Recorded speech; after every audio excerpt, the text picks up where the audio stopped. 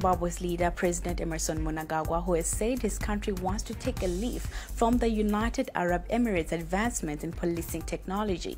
He said this after touring UAE's General Headquarters, Criminal Investigations and Forensic Science of the Dubai Police, where he was shown the concept of a smart police station that uses artificial intelligence systems to assign police patrols across Dubai without human intervention.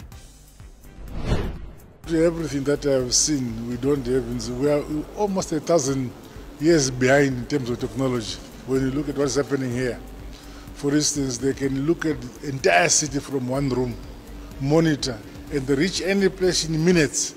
I didn't know such technology existed. Now I need serious cooperation with Zimbabwe and Dubai, because this is the way to go. Zimbabwe's Finance Minister Mthuli Ncube today gave an indication of the changes that might be on the way ahead of the much-anticipated currency reforms to save the country's weakening currency. The domestic unit has been under massive pressure, depreciating by nearly 50% year-to-date.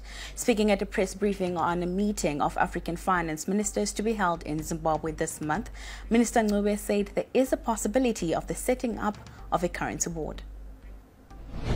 So the idea of going forward is to make sure that we can manage the growth of liquidity, which liquidity then has a high correlation with money supply growth and inflation. And the way to do that is perhaps to link the exchange rate to some hard asset, such as gold. But this is a structure that we're still working on. And when you do that, you actually have some kind of currency board type system in place where the growth of domestic liquidity is constrained or governed by the value of the asset that is backing the currency in the first place. So that's what it was really meant by through that statement, which His Excellency talked about.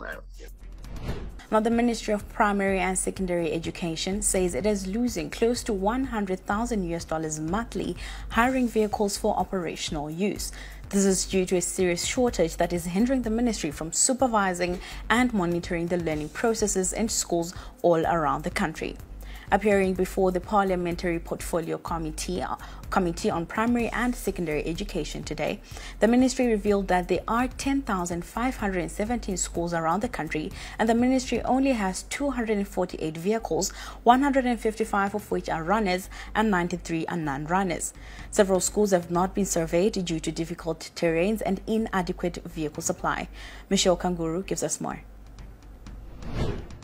Schools recently opened, and teachers are currently working on equipping students for the first term. Educational inspectors have been on the ground to ensure that educators are equipped well for the job.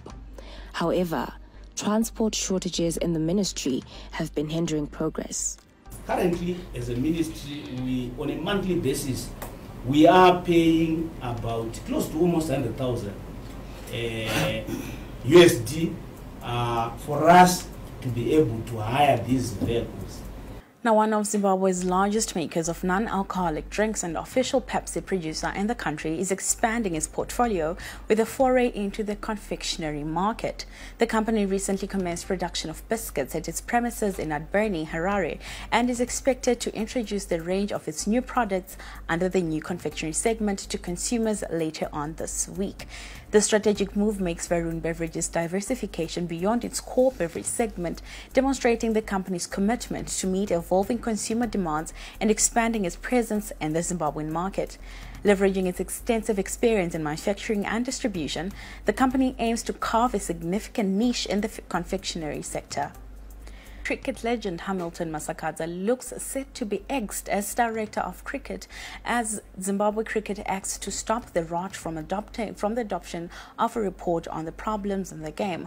On Saturday, the Zimbabwe Cricket Board received a report on findings by a 3-member committee of inquiry that was chaired by Lloyd Mishi.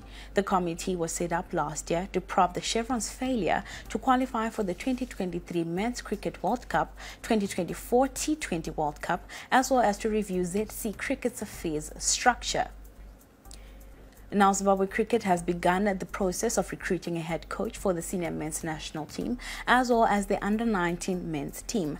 Other recommendations adopted by the ZC board include restructuring ZC's cricket affairs department and its personnel, including coaching set up at first-class level and establishing a national academy. Konapo, Ipapo pa ZTN Prime, DSTV channel 294, the place to be.